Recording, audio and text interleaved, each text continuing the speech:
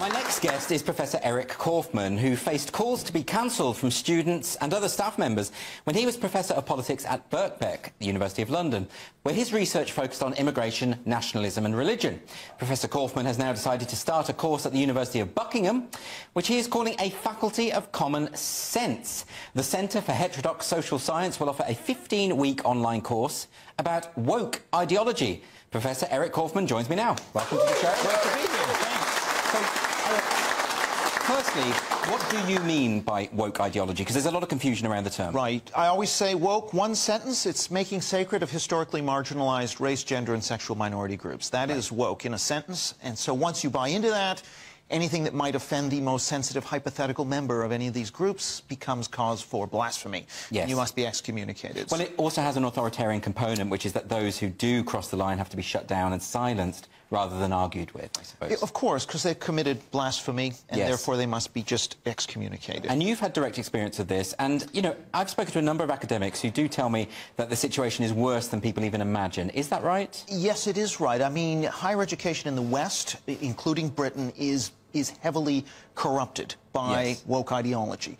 And that can take a number of different forms. It seeps into the administration, but more particularly into the kind of peer pressures over what you're allowed to research, what perspectives you're allowed to hold on those research. So if we're talking about a race or gender gap, that can only be explained by discrimination. Right. And if you can't identify it, it's structural discrimination.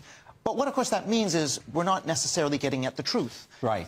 What are the real reasons why there might be a gap, which might be interesting, and we might be able to fix that. Well, that's interesting, because when you had the CRED report, the Committee on Race and Ethnic Disparity, and they found no evidence of structural racism within, say, the education system, they were accused of being racist for denying the truth of structural racism. Right. So if you are anyone who wears the label anti-racist or anti-trans, whatever, or pro-trans, sorry, then you become immediately labeled as a racist or a transphobe or whatever. And so that is the sort of way this game is played. But how can that work in terms of academic freedom? Because if you can't study something honestly and objectively without being branded hateful, right, it kind of limits the scope of what higher education can achieve. Exactly. So the sort of truth-seeking mission of academia, both in research and teaching, is being systematically corrupted by these red lines that are being set up by woke ideology. So you're not allowed to step.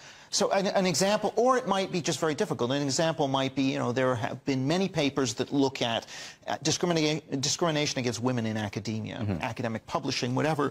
You know, one study found some anti-female discrimination, and most of the studies find either anti-male or no discrimination. The one study, which is quite low-powered, that found discrimination against women has been cited vastly more than any of the others. And that's, again, what I mean about the skewing, of the systematic skewing of this perspective. And if you want to be promoted, published, etc., you just avoid taking an unpopular stance. But you didn't, did you?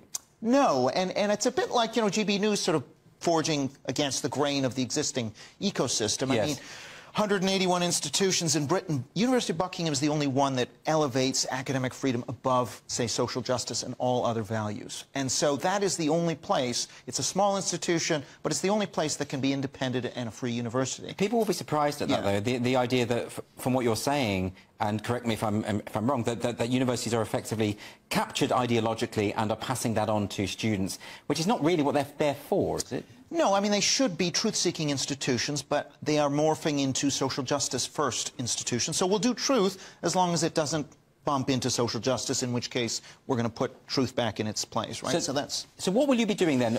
At the University of Buckingham, you've got this new faculty. What's the deal there? Yeah, there's a couple of things going on. First, this 15-week online course on woke, which anybody in the world can take. Yes. So that's the one thing we're starting in January. Well, they can do it online as well? They can do it online. It's fully online. And so if you go to my Twitter, you can see the sign-up. Then I'm going to be doing launching this new research institute, which is going to be called the Center for Heterodox Social Science. So we're just going to pursue the truth. We're going to try and make up for all those lines of inquiry that have been shut down. Right. And so we want to actually just reorient. We're happy to have counter-arguments, but we want to have all of the arguments put onto the table so that we can evaluate them scientifically. Well, I mean, it sounds like a great endeavour. You must be looking forward to it. Very much so. I mean, I've kind of been looking forward to this freedom for a long time, you know, and so it's really kind of nice to be able to do it and actually just to say, let's put this out there. It's going to sort of hopefully help to, I won't say revive academia, but at least inject a little more diversity into it. Absolutely. Eric Kaufmann, thanks so much for joining me. Thanks. Appreciate it. Thank you.